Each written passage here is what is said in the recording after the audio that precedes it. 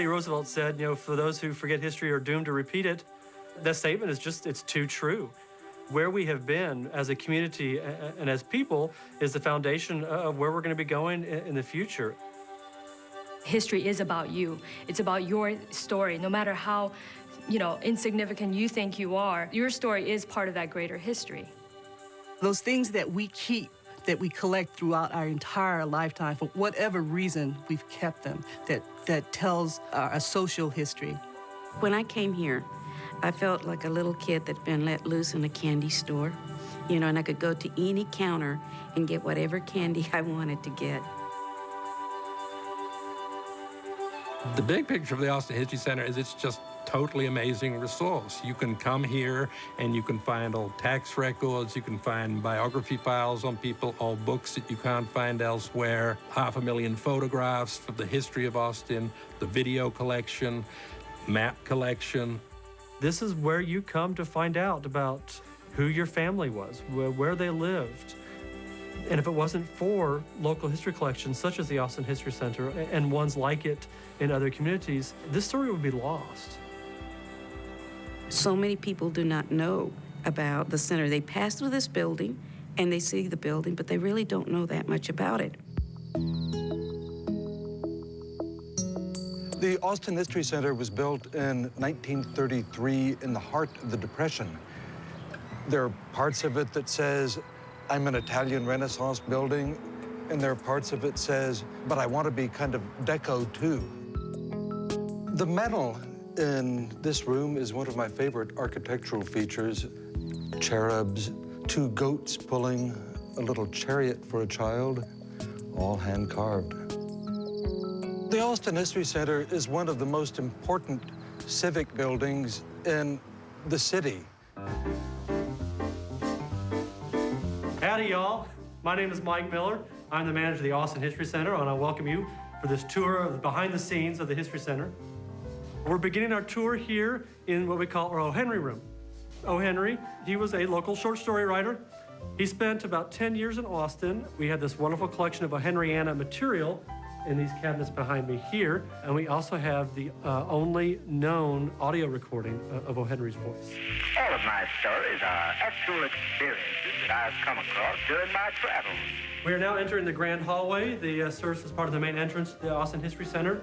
We use this space primarily to house our exhibits. Our current exhibit is on Governor Elisha Marshall Peace. As we go through the papers and read their stuff, we just feel such a connection to them. It almost feels like that's our grandfather, too. We are now deep into the bowels of the archive storage. The letters, the diaries, the papers, the reports, everything that makes up the history of Austin.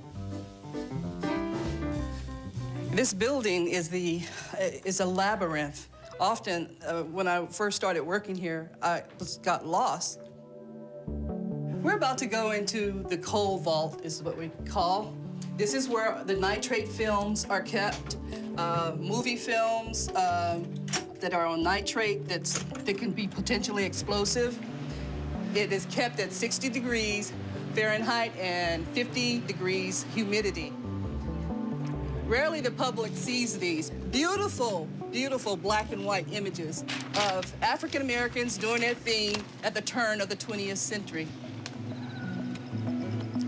I think here at the Austin History Center, we have got a plan. We have hired neighborhood liaisons, African American neighborhood liaison, the Asian and Mexican American liaisons, who are proactive in bringing the things that we need into this collection to tell the story of Austin and Travis County.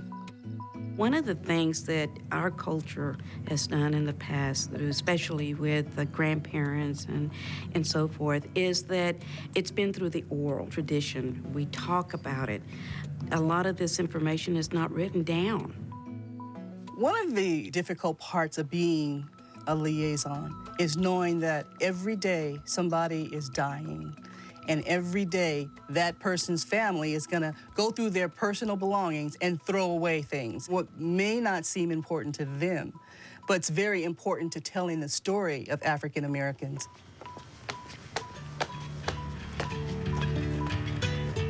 My goal is to find people who are excited about preserving their heritage and sharing their traditions and their culture with others.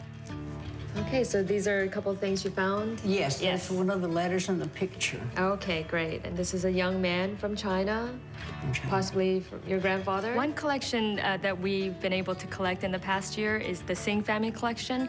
And the descendant of Zhou Singh, they're the Weil family. And they came to me and gave me a whole bunch of new documents and things like that from a Chinese man who came here in the 1800s. So that's very exciting. It's one of the most precious items I've been able to collect.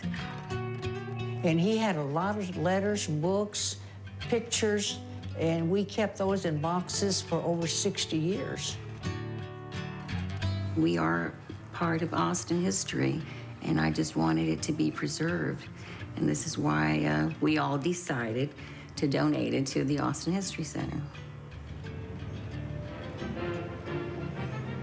There was a film called Austin the Friendly City. It was shot in 1943 by the Chamber, and it was meant as a promotional piece to highlight Austin for potential families to move to Austin.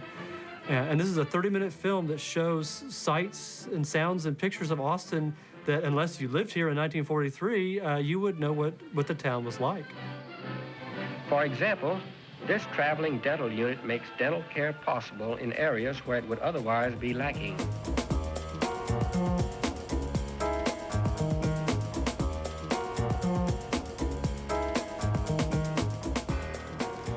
Okay, this is Roots, the Austin Saga. This is a tape that was produced back in 1979. And every time you put one of these old tapes in a machine, you pray that it's not going to block up the heads, and it'll play. I deal with all the video collections here at the History Center, which includes Channel 6, the Austin Music Network, and any other collections that come in as archival collections. Archiving tape is not like archiving paper. You have to put it in a machine. If it jams up the heads, it's almost like disaster planning here. When you're trying to preserve something that is very sensitive and time is running out. There's only going to be so many years, and this stuff is going to turn to dust. All right, folks, keep up. I move fast. I've had 2 cups of coffee. We have to keep going before it wears off. We are now entering part of our archival stacks. This is where we store the archival collections that you'll come use for your research. And I'm showing you one part of our stacks, the last available empty shelf in our stacks. Space is probably the most precious commodity that an archives has. And as you can see by the shelf, we have very little of it left. Stuff is never leaving. It just keeps coming and coming and coming. It comes faster than we are able to process it. For my collection alone, archives and manuscripts in particular, I'd say there's maybe 10 years worth of backlog here. We are looking at off-site storage now. With the new library that will be built by, I believe it's 2012, the History Center, or part of the History Center, will be moving into the Falk Central Library next door, so we'll be able to ultimately spread out. There are frustrations. There is a lack of resources. But I'll tell you, this is a great group of people here. They wouldn't be coming here every day if they didn't love their jobs. You have to be moved by history. You have to feel it in your soul. And that's the type of people who work here. There's nothing better than to be working upstairs in the reading room and someone says, I found what I'm looking for. This is great. I love this. This place is great. You know, that's the job satisfaction.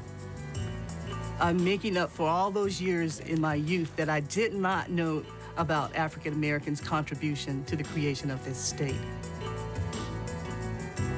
I would love to encourage people to come down to the History Center, check it out, find out your history.